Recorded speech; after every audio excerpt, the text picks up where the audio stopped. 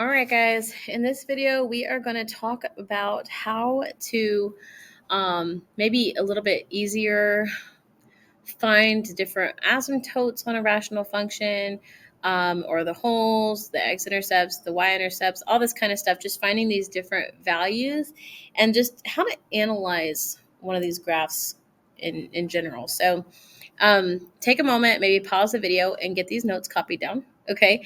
And then we're going to go through a couple of examples and then that'll be it. So when you are done writing down these notes, then come back to the video. All right. So what we're going to do is we are going to just talk through this real quick.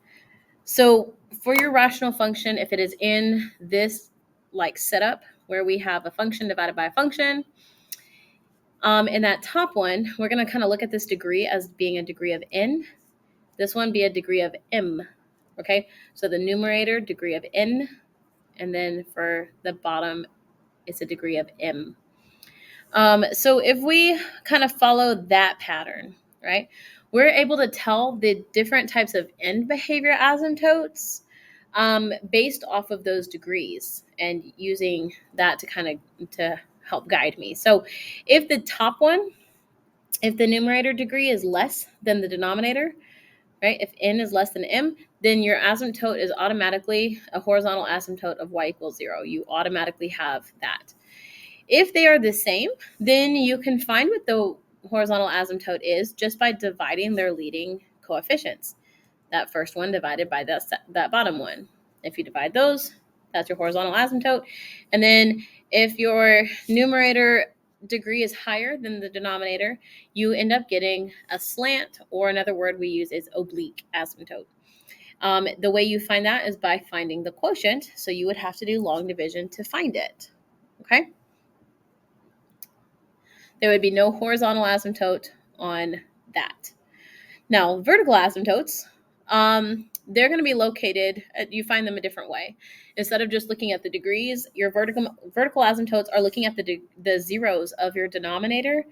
And that is if the multiplicity of that zero is more in the denominator than it is in the numerator. Okay, so if you see it pop up in the denominator more than in the numerator, it's not going to cancel out like we had on example 2 part A. We were left with a vertical asymptote that was in the last video, so definitely check that out if you're not sure what I'm talking about. But on example 2 part A, we were able to cancel out a lot of things, but there was still an x minus 2 in the denominator, and it caused us to have an asymptote. So if the multiplicity is higher in the denominator, then it won't cancel everything out, and you'll be left with a vertical asymptote. Holes are located at those zeros where they're common zeros of the numerator and denominator, and you don't have anything left in the denominator once they cancel out. So you would see that multiplicity would be in the numerator is greater to or equal to that of the denominator. And then you end up getting these intercepts. The x-intercept is located easily by finding just the zeros of the numerator that are not also in the denominator. And then your y-intercept is your initial value if you plug in a 0 to the function, assuming that the function is defined there. So I know that's a lot of information all at once, but it is basically a lot of the stuff that we've talked about before, just kind of all in a nutshell. And we're going to end up using a lot of what you're seeing here. We're going to end up using to answer these next few questions. So we're going to look here at example 3. I'm going to cover up that bottom part down there so that we can focus on this for a minute. All right. So here on example 3, they've given us a little function. They've said we're going to graph this. Now I know that's little bitty, so it may be kind of hard to see. This should be saying x to the third power in the numerator there. I know that's hard to clearly see. Let me write that a little bit larger so maybe it's easier. Okay. So this function f of x, that was an x to the third power in the numerator. x squared minus 9 in the denominator. So if you're having a hard time seeing that itty bitty one, maybe this is a little bit better. They're asking us to find the asymptotes and the intercepts. So we're going to go through that process, and you see all of those notes above this question.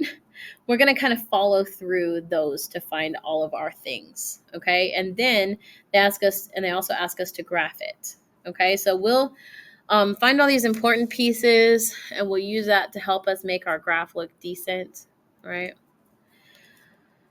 Okay, so asymptotes. Let's talk about those. So your end behavior asymptotes, we will either have a horizontal one or a slant one. That's how that works. So when I look for that, pay attention to your degrees. The top degree is a 3, the bottom one is a 2.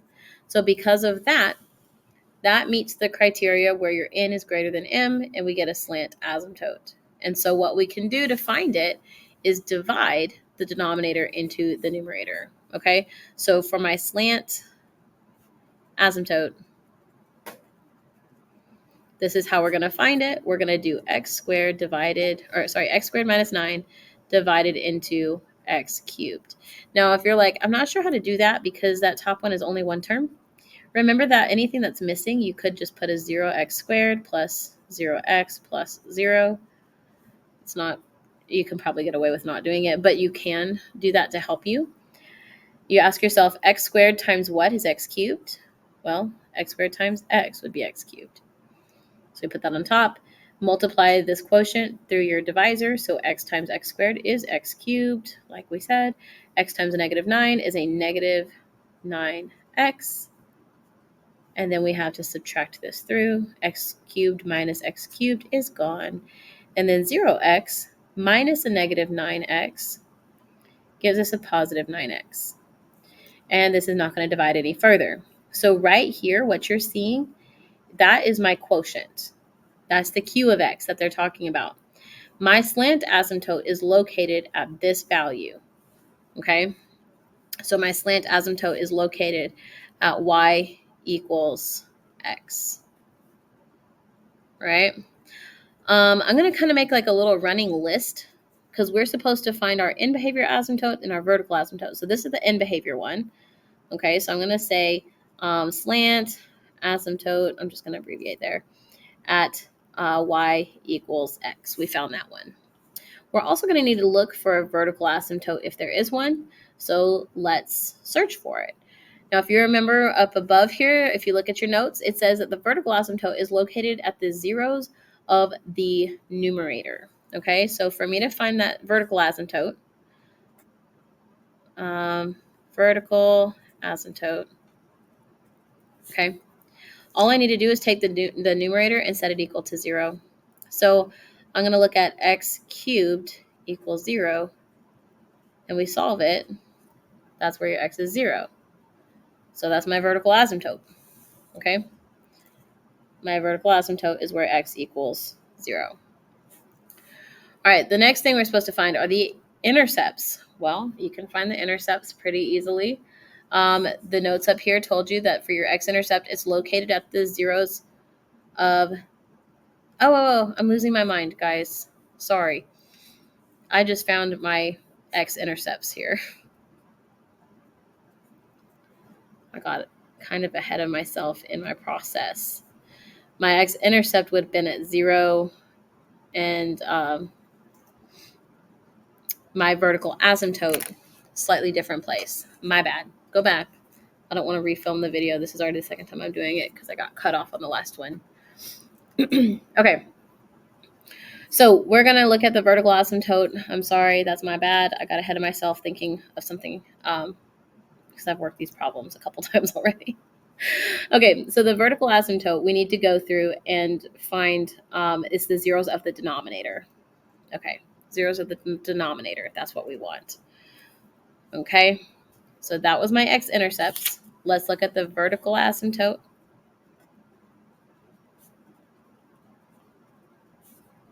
Zeros of your denominator. So I'm going to look at where x squared minus 9 equals 0. So if we solve this, we end up with my vertical asymptotes at plus or minus 3, because when you square root 9, you get 3. We have to have the positive and the negative.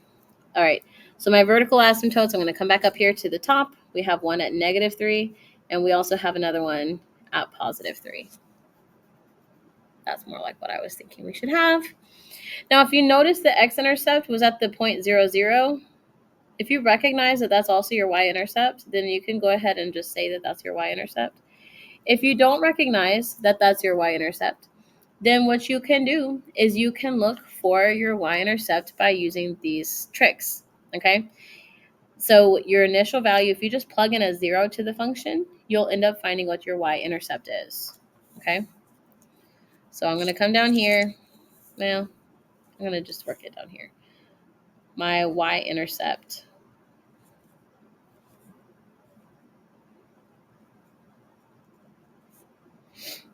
All right, we're going to just plug in f of 0, which is going to be 0 divided by 0 minus 9, giving you 0. So you would see that that is also located at 0, 0.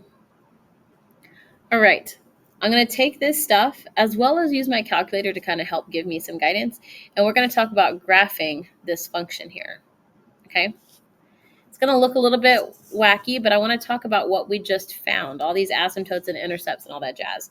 So what we are going to have graphed in here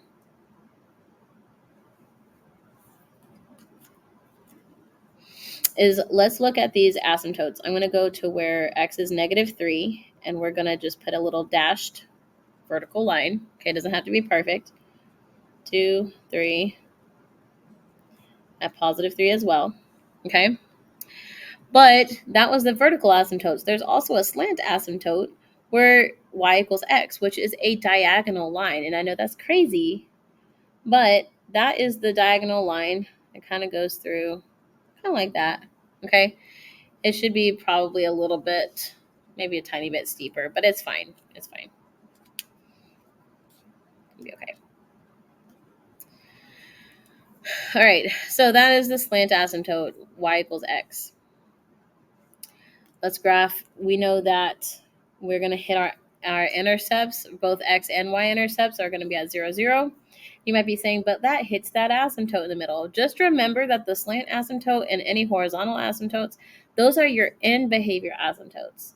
It's allowed to cross in the middle of the graph. We can do that, but we cannot cross it on the ends of your graph. Okay, so you're going to see what that looks like. It's a little wacky, but let's plot real quick. That was my x-intercept. Okay. So on my calculator, I have already plugged this in. We're going to go to the graph, and you're going to see this kind of wacky looking thing. In the middle looks kind of like a cubic function that's just been flipped. So when I graph it, that's kind of what I'm going to show. I'm not going to be too picky about it being perfect in the middle. But what I want you to see about what's going on these sides over here is this is kind of a wild looking situation. The reason this dips back up the way that it does is because of the slant asymptote that's going through here. So what you're seeing is over here, it's getting closer and closer to this vertical axis or vertical asymptote. And then it's going to scoop and kind of go in this wild direction over here and get closer to that one, but not actually cross it. On the ends, it's not allowed to cross, but in the middle, it can. We get a similar situation on the bottom left, okay, where it's getting closer to that and then closer to this one, but not actually going to cross. So that's what I'm going to show in there. I'm not worried about plotting a bunch of points. I just want to make sure that we see where that lives and how it's not crossing those asymptotes. Okay? So we got our graph, we got our asymptotes and intercepts. We are good to go. All right, guys, one more question. Let's see if we can knock this out before I've got to go here, okay? All right, example 4. We have another little graph here. I know it's kind of hard to see. I was trying to write these small so everything would fit a little bit better. But here we have 2x squared minus 2 over, this is an x squared minus 4. So I know that's little, and I'm sorry, but it is what that says. Okay. Now, when they ask me to analyze the graph, those are the things it's asking me to answer, is all the stuff that you're seeing there. Okay. Some of this we're going to find by hand. Some of it we're going to reference the calculator just to see some of the behaviors. Okay. There's just certain things that you will be expected to be able to find by hand, but others that we really could use the calculator to help us with. So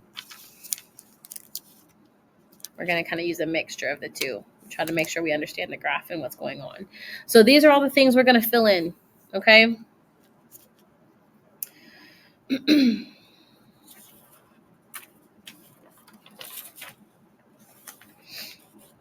Okay. We're also going to be graphing over in here, and we'll list the intercepts over here as well because they don't have them listed as like a thing for analyze. They don't really always ask us to show that there. So that's something we'll kind of add ourselves. Okay. So take a second, write all this stuff down, and then we will go through it. Okay. Once you have it written down, I want you to take a moment and we're going to get this kind of graphed in your calculator as well. Just kind of have that on standby because we will refer to it in a few minutes. Okay. So take a second and type that in. I'm doing the same thing on my calculator right now.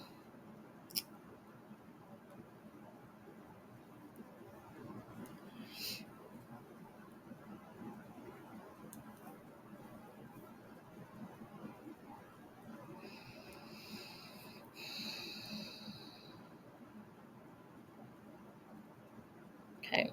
Just as a reference, this is kind of what the graph's going to look like. We are going to kind of graph and do a little bit of this stuff by hand. We want to show those asymptotes, which they don't really show on the graph. We're going to want to show them ourselves. So just keep that in mind as we go through stuff. We're going to want to show those. Okay.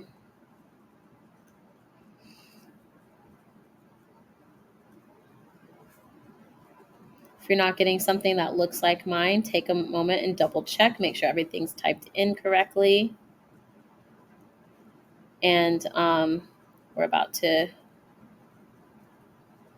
run through this. I'm sorry, I'm trying to make a little extra paper. I forgot to write these down for the thing, and I don't want to write on my paper because this is what I'm using in class. I don't want to get it all messy. Okay. So here we go. All right. So first thing they said, we graph it. Well, we're going to draw this by hand in just a moment, but I want to be able to make sure that we're hitting all the asymptotes the way that they should be. Okay, they said find the intercepts and analyze, and we're going to fill in all of these things. So first thing I'm going to do, I'm going to come back to the graph part in just a moment. I'm going to go through and find my intercepts first.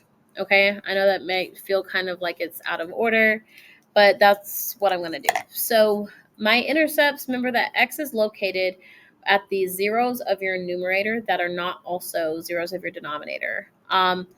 Coincidentally, we don't end up having any similar zeros in the numerator and denominator here, so we should not have any holes. And so let's just take for my x-intercept, okay? I'm going to say right here, x-intercept. We're going to look at the zeros of my numerator, so the 2x squared minus 2. And look at where that's equal to 0. So this would give us 2x squared equals 2. X squared equals 1. X is plus or minus 1. Okay, let me double check. Okay, yep. Looking good to me. So we're going to have 2 x-intercepts. Pretty cool. Now, if we want to look for our y-intercept, we just need to plug in a 0 to the function. So f of 0 is going to end up giving us 2 times 0 squared minus 2 over 0 squared minus 4. Okay, 0 squared is 0 times 2 is 0. This is a negative 2 over 0 squared minus 4 is a negative 4. that is 1/2. So I'll get a y-intercept at 1/2. Okay. We'll also see those asymptotes. If you set your denominator equal to 0, I can see vertical asymptotes. So if I look for my vertical asymptotes, I would be saying x squared minus 4 equals 0. So that would be x squared equals 4. I get 2 vertical asymptotes at x equals plus or minus 2. Okay, so they did ask me about asymptotes, right? So I'll be able to include those. Remember that as far as other asymptotes are concerned, if the exponents match like they do, then the horizontal asymptote is located at this leading coefficient divided by this leading coefficient. Okay, so to get my horizontal asymptote, I can just look at the leading coefficient, which was 2, divided by 1. That is just y equals 2. Okay. And you should also kind of see that on your graph if you look at that a little closer. So this is a lot of information. I know we kind of did a lot real quick, but we're going to start kind of filling in some of my information over here, such as the asymptotes, which I just found. We have x equals plus or minus 2. So we have 2 asymptotes there, and we also have y equals 2. Okay? So there are 3 asymptotes total. So when I graph it, we want to make sure that we see them all. Now, my end behavior, let's see. What else do I want to be able? I think the rest of it, I'm fine with us kind of grabbing from the graph. So let's kind of see what's going on here. We want to make sure we can draw this graph kind of, okay?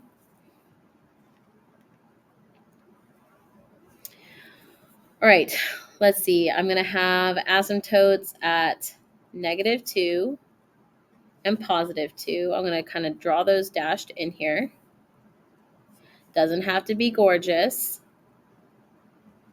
And then we're going to have also a horizontal one at y equals +2. So we're going to see this dashed little number. Okay. All right, now remember those intercepts we just found. We said that it's going to hit your x axis at both +1 and -1. So I'm going to have a point there and point there. And our y-intercept is actually at 1/2, which is just a tiny bit higher. Okay. And what we can see when we actually graph this on the calculator is this actually represents a maximum. If you're going to go in your calculator and look for a maximum, they would tell you this point right here, which is 0, 1/2. So they asked for extrema. I'm going to list that as a max at 0, 1/2. Now I know I'm kind of doing these out of order, but I'm just kind of working them out as I see them. Okay. The rest of this graph, I'm going to go ahead and just do real quick. That's going to come this way. And on the other side, we've got that. Okay. And that's kind of my sketch of my graph. Let's finish analyzing this. My domain, we want to look at all of my x's. Now, this thing, it starts from -infinity, and then it has a break where we have that asymptote. So this is going from -infinity up until this x value of a -2. It is not allowed to include 2, so we're going to put a parenthesis there, and then we're going to do the next part from -2 to 2. Then we're going to have another one from 2 to infinity. So I've got 3 in here. I might not have given myself quite enough room here. We'll squish it. We're going to have 2 to infinity. Just like that. Now my range talks about all my y's. Well, seeing as these arrows point down, my range starts from -infinity. And then it stops right here where that maximum was, that 1/2. Then it picks back up again where that horizontal asymptote was. It begins at 2 to +infinity. And one thing I probably should make sure to include is that we do include that 1/2. So I'm going to put the bracket on that because we are including that 1/2 as a value of y. Okay, continuousness is going to match your domain. It is continuous everywhere except for where those asymptotes are. So I'm going to let that match my domain. Negative infinity to -2, -2 to 2, and 2 to infinity. All right, increasing and decreasing. This thing begins increasing from the beginning of its life. It starts by going up. So from negative infinity until it hits that break, which was a -2. It also is increasing on the other side of that break. It increases until it hits that maximum and turns. So we're going to say from -2 until my x value is 0. Then it begins decreasing. So at 0, it begins decreasing, and it decreases until we get to that x value of a 2. On the other side, it starts decreasing right away until positive infinity. Symmetry is asking about, like, is it odd or even? This is something that I would say is even because it is the same on either side of the x-axis. It's symmetrical across your y. So it's even. If it was odd, it would be the same upside down as it is right side up. Boundedness just asks if it is bounded or not. Does it have a limit to how far or how far up or how far down it goes? It is unbounded because it does not have a limit to how far up or down it goes. And the last thing here is end behavior. What is happening on the left and the right sides? So I'm going to have a limit that discusses the left side of my graph. Okay. My function's name was f, so we're going to say f of x. And on the left side of my graph, this is going towards that y value of a 2 forever. Well, we're also going to have a similar situation on the right side as we go towards positive infinity. As we go towards positive infinity to the right, my y's are approaching that same value of a 2, that asymptote there.